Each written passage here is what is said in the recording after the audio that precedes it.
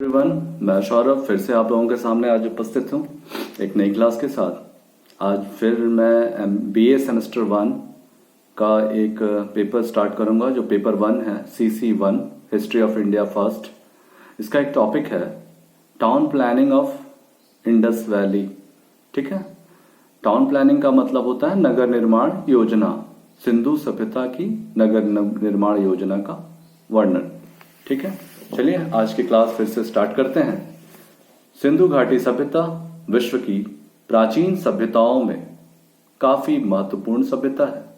इस सभ्यता की मुख्य विशेषता यह है कि इसकी जो नगरीय सभ्यता थी वह काफी आधुनिक थी। ठीक है, इस सभ्यता के अंतर्गत कई शहरों के भग्नावशेष पाए गए हैं।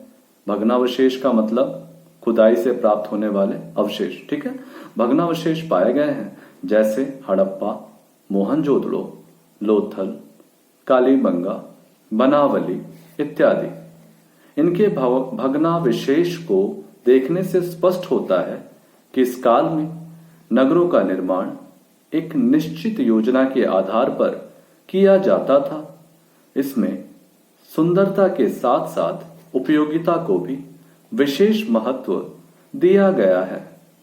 इसी कारण एक ब्रिटिश इतिहासकार ने लिखा है कि जब मैं मोहनजोदड़ो के खंडरों के बीच खड़ा होता हूं तो ऐसा प्रतीत होता है कि वर्तमान लंकशायर नगर के अवशेषों के बीच खड़ा हूं।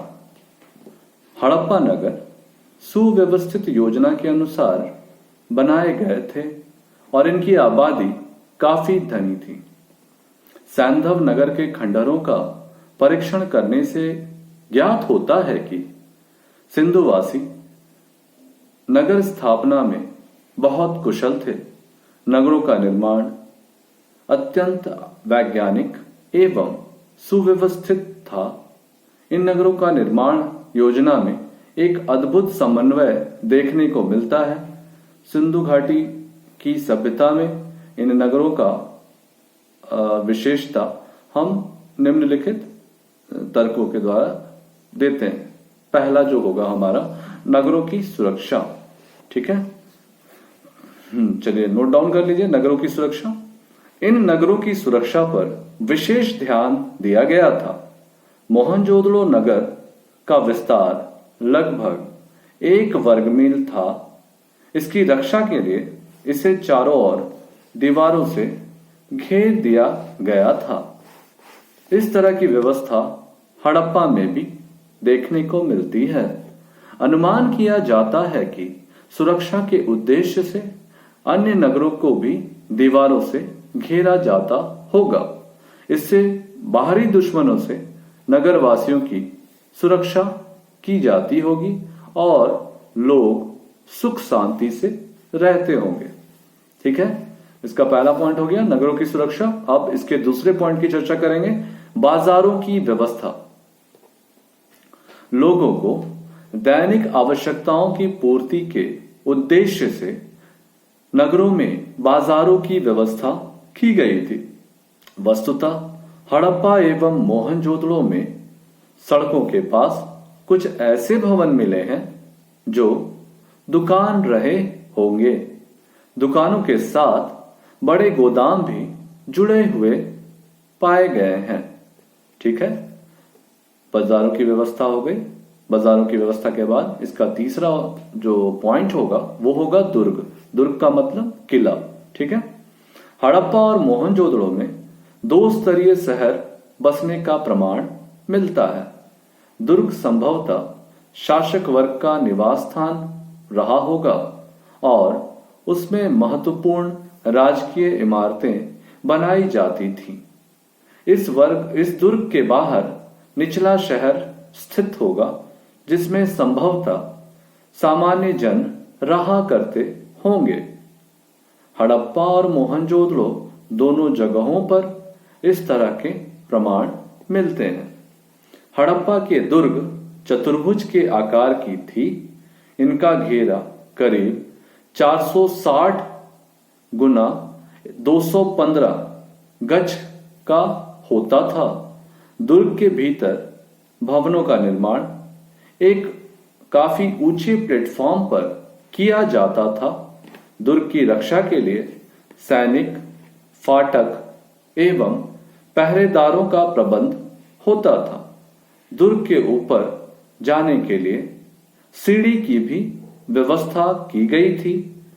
लगभग इसी प्रकार के दुर्ग मोहनजोदड़ो में भी मिलते हैं। इन दुर्गों के भीतर महत्वपूर्ण इमारतें जैसे शासकीय आवास, अन्न गोदाम, स्नानागार, सार्वजनिक भवन आदि पाए गए हैं। ठीक है, चलिए अब हम अगले पॉइंट की तरफ बढ़ते हैं। अगला पॉइंट है हमारा सड़कें व गलियां। नगर निर्माण योजना में सड़कें, गलियों तथा नालियों के प्रबंध पर भी विशेष ध्यान दिया गया था। सारे शहर में छोटी छोटी सड़कें एवं गलियों का जाल सा बिछा हुआ था। सड़कें काफी चौड़ी थीं तथा वे छोटी छोटी उप सड़कों से गलियों के द्वारा एक दूसरे से जुड़ी हुई थी। सड़कें पूर्व से पश्चिम की ओर और उत्तर से दक्षिण की ओर जाती थी। परिणाम स्वरूप संपूर्ण शहर कई वर्गाकार आयतों या खंडों में विभक्त नजर आता है। इन खंडहरों या मोहल्लों का माप लगभग 800 गुना 1200 फीट रहा था। मोहनजोदड़ो की मुख्य सड़क या राजमार्गों का स्वरूप उत्खनन से प्रकाश में आया है। यह काफी चौड़ा था। यह सड़क लगभग 10 मीटर चौड़ी तथा 400 मीटर लंबी थी। कहीं कहीं इसकी चौड़ाई 33 फीट तक देखी गई है। सड़कें यद्यपि मिट्टी की बनी हुई थी, फिर भी वे काफी मजबूत थी। उनकी सफाई की भी पर्याप्त व्यवस्था की गई थी। सड़कों के किनारे कूड़ेदानों की व्यवस्था थी। सड़कों पर पानी के जमाव को रोकने के लिए सड़कों के किनारे ढाल का भी निर्माण किया जाता था। ठीक है, इसके बाद हमारा 5वां पॉइंट है नालियों की व्यवस्था। नाली माने ड्रेनेज। ठीक है, इस शहर की सबसे आकर्षक बात यह थी कि आजकल की भांति लोग सुव्यवस्थित और वैज्ञानिक ढंग से नालियों का प्रबंध करना जानते थे। उन दिनों इस क्षेत्र में भारी वर्षा होती थी। इस भारी वर्षा से नगर की सुरक्षा के लिए नालियों की व्यवस्था अनिवार्य थी। संपूर्ण नगर में योजनाबद्ध रूप से नालियां बनी हुई मिली हैं।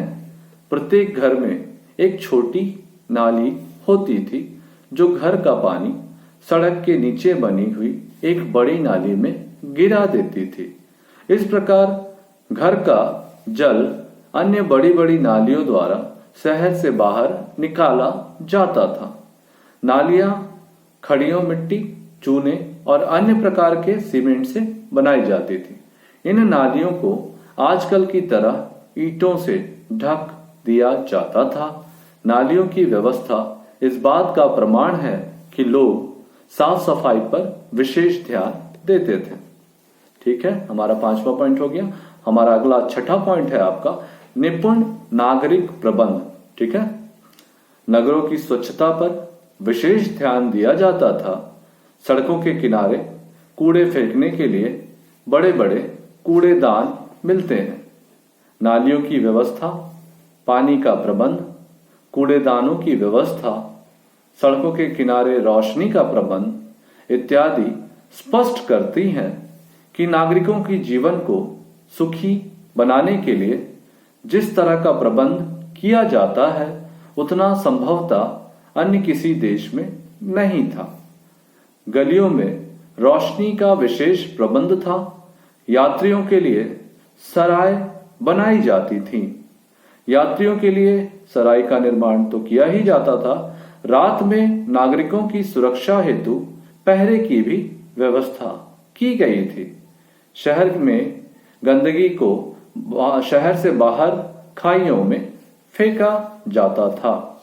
इस प्रकार हम देखते हैं कि इनकी नगर निर्माण की जो योजना थी वो काफी प्रभावपूर्ण थी और नगर प्रायः स्वच्छ और साफ थे, क्योंकि इन्होंने उस प्रकार का प्रबंधन कर रखा था। इस आधार पर जब हम इसका निष्कर्ष करेंगे तो हम देखते हैं कि सिंधु सभ्यता उच्च कोटि युक्त नगरीय सभ्यता थी। इसकी नगर योजना को देखकर अनुमान लगाया जा सकता है कि यहाँ नियमित नगर शासन की भी व्यवस्था थी। इसके नगरों की विशेषता अभूतपूर्व थी, क्योंकि प्राचीन काल में इस तरह की विकसित अवस्था अन्य सभ्यताओं में कम ही पाई जाती है। अपनी इन्हीं विशिष्ट गुणों के कारण हम इस सभ्यता को अन्य परवर्ती सभ्यताओं में अधिक विकसित तथा आधुनिक सभ्यता मानते हैं। ठीक है, इस प्रकार से हम सिंधु घाटी सभ्यता की नगर निर्माण योजना को देखते हैं कि वह कितनी समृद्ध, स्वच्छ और तकनीकी रूप से सशक्त योजना उन लोगों ने बनाई थी, जिसकी वजह से उनका नगर पूरी तरह से स्वच्छ रहता था। तो ठीक है, मैं आज की क्लास यहीं पे समाप्त करूंगा। फिर से अगले क्लास में हम नए विषय के साथ फिर से हाजिर होंगे। तब तक के लिए धन्यवाद।